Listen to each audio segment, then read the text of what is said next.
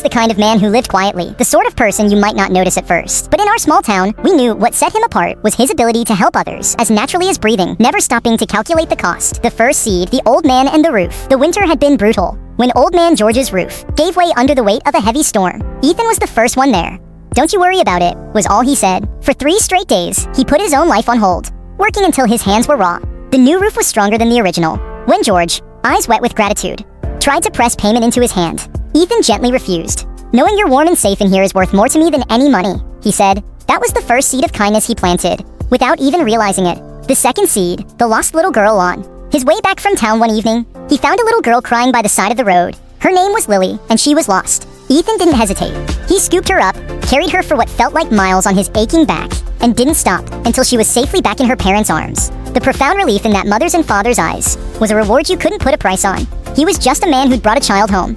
But to that family, he was a hero. The third seed, a neighbor's struggle.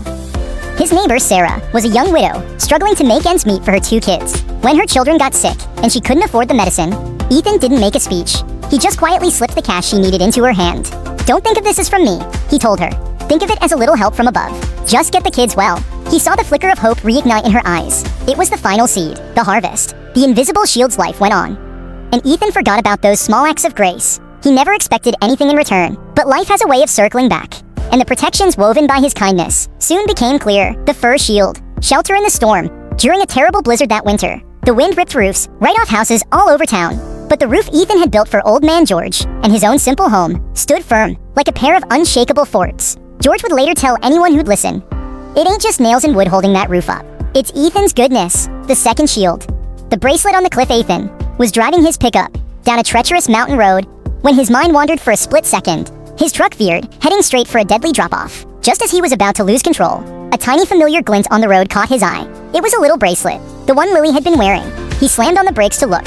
When he got out, his heart stopped. His front tires were inches from the slippery edge. A simple act for a lost little girl had now, inexplicably, saved his own life. The third shield, the midnight wake-up call. On hot summer night, a frantic pounding on his window jolted him from a deep sleep.